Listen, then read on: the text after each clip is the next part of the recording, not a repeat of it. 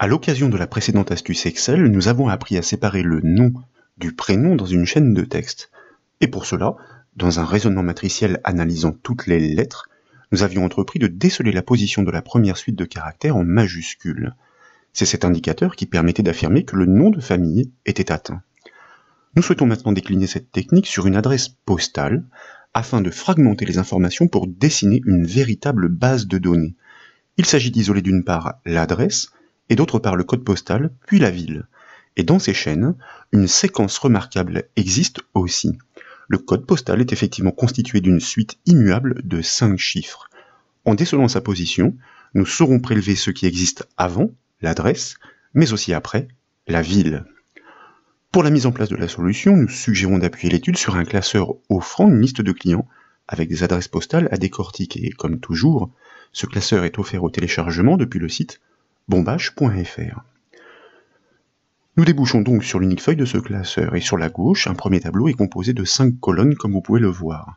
Les noms et prénoms des clients sont identifiés dans les 2 premières colonnes.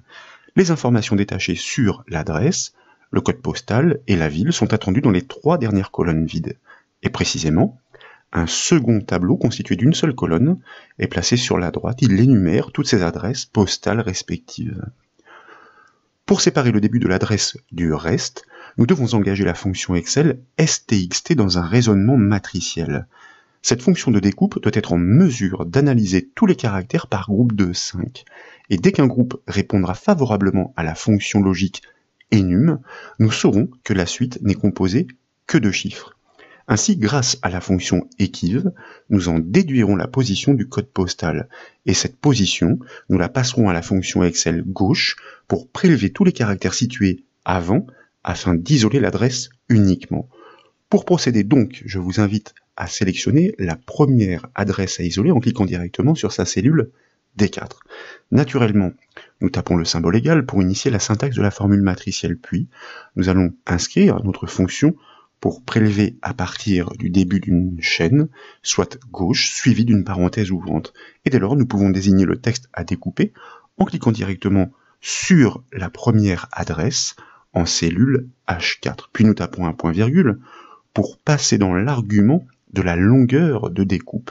C'est ici que l'astuce matricielle doit entrer en jeu pour déceler la position du code postal dans la chaîne.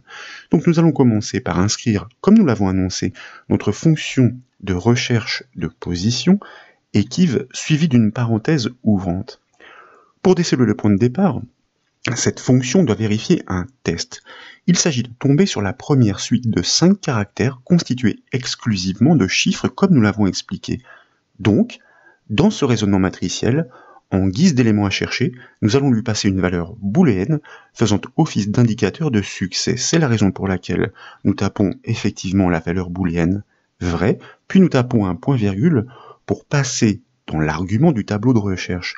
Mais en guise de tableau, ce sont tous les caractères de la chaîne que nous devons parcourir par groupe de 5 dans cette analyse matricielle récursive. Et comme nous l'évoquions, il est question de tester si ce groupe est numérique. C'est la raison pour laquelle nous inscrivons notre fonction de test logique enum suivie d'une parenthèse ouvrante. Et dans l'enchaînement, nous lui imbriquons la fonction de découpe stxt pour pouvoir parcourir tous ces caractères, suivi elle aussi d'une parenthèse ouvrante. Et de nouveau, nous allons désigner l'adresse postale à analyser en cliquant sur sa cellule H4, puis nous tapons un point-virgule pour passer dans l'argument de la position de départ, comme le rappelle d'ailleurs l'infobulle. Et dans cette analyse matricielle, une fois encore, ce sont tous les caractères qui doivent être passés en revue par groupe de 5. Donc, l'indice de départ pour la découpe doit varier et progresser. Pour cela, nous allons lui passer une matrice virtuelle et nous allons prévoir des bornes suffisamment larges pour être en mesure d'analyser les adresses postales longues. Grâce à la fonction ligne, nous ouvrons donc la parenthèse, nous construisons cette matrice virtuelle à partir de la ligne 1, de l'indice 1 pour le premier caractère, et comme nous le disions, nous prévoyons large, par exemple jusqu'au 255e. Nous pouvons fermer la parenthèse de notre fonction ligne. Grâce à la fonction ligne incluse dans cette analyse récursive, nous allons faire varier donc l'indice de prélèvement en partant de la position 1 et en progressant jusqu'à l'indice 255, comme nous l'avons dit si d'aventure, certaines adresses postales particulièrement longues semaient le chemin d'embûche. Notez que les indices doivent absolument être figés avec un $ pour ne pas progresser en même temps que la formule sera répliquée sur les lignes du dessous. Nous tapons maintenant un nouveau point virgule, cette fois pour passer dans l'argument de la longueur de découpe. Et là, eh bien, je vous propose bien sûr et naturellement d'inscrire le chiffre 5 pour les 5 numéros du code postal et de fermer la parenthèse de la fonction STXT. Effectivement, donc, un code postal est nécessairement composé de 5 chiffres, nous le savons. Et grâce à la matrice virtuelle passée dans l'argument de la position de départ, ce sont tous les groupes de 5 caractères qui vont être analysés tour à tour jusqu'à la fin de l'adresse postale. Néanmoins, à ce stade, ces 5 caractères sont imbriqués dans une cellule de texte.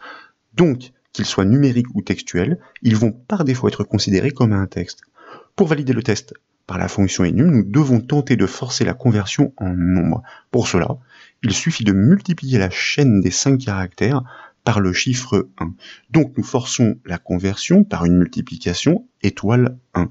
Et dès lors, nous pouvons fermer la parenthèse de la fonction enum. Et dans l'enchaînement, donc nous sommes de retour dans les bornes de la fonction equiv, comme le rappelle l'infobule. Nous tapons donc, pour terminer sa syntaxe, un point virgule suivi du chiffre 0 pour réaliser une recherche exacte.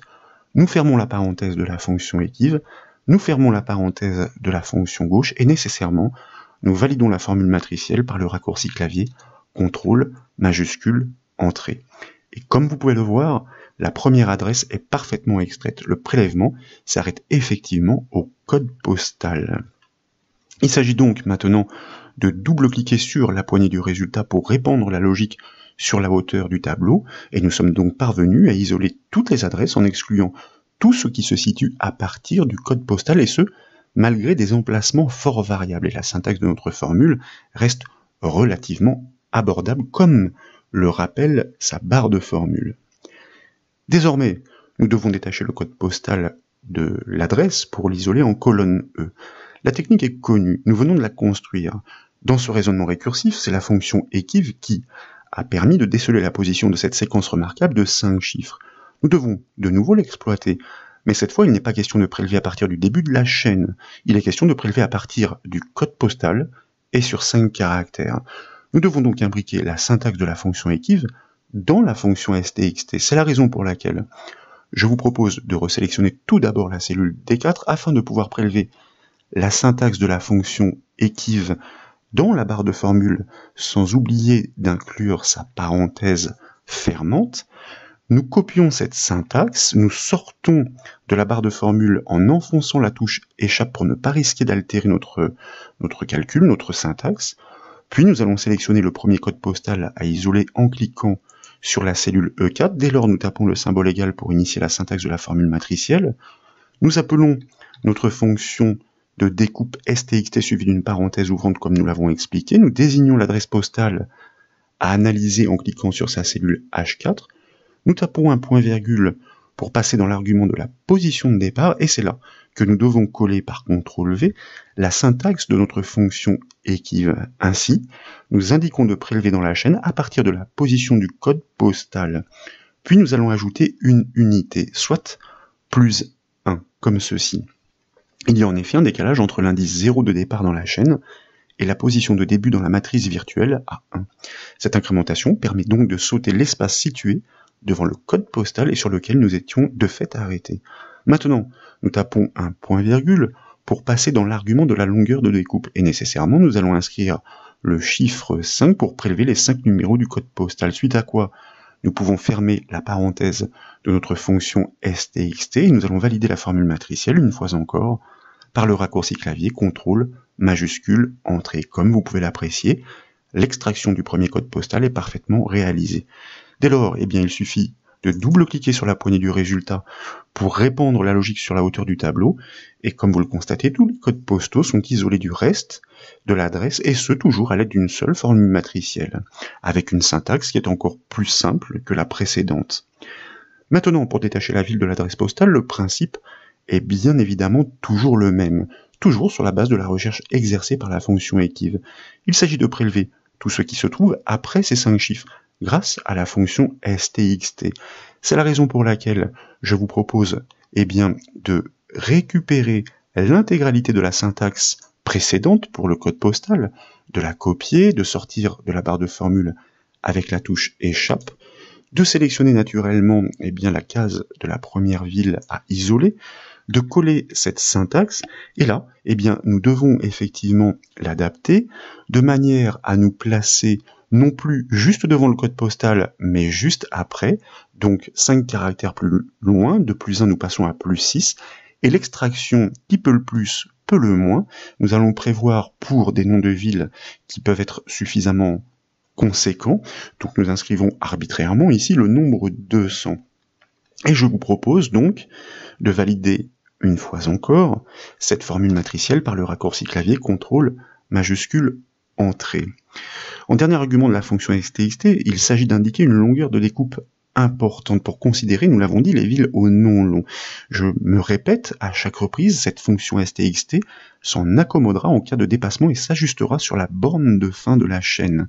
Dès lors, nous pouvons double-cliquer sur la poignée du résultat pour constater que, là encore, grâce à ce même raisonnement matriciel exploitant cette fonction équive que nous avons répliquée dans les 3 syntaxes, nous avons réussi à isoler d'une part l'adresse, d'autre part le code postal et enfin la ville sur des constructions qui peuvent varier du tout au tout. Voilà donc pour cette nouvelle astuce Excel, j'espère qu'elle vous a plu. Si c'est le cas, comme toujours, je compte sur vous pour mettre un petit j'aime à la vidéo et comme vous le savez, vous pouvez retrouver toutes les astuces mais aussi toutes les formations sur le site bombache.fr. Je vous remercie.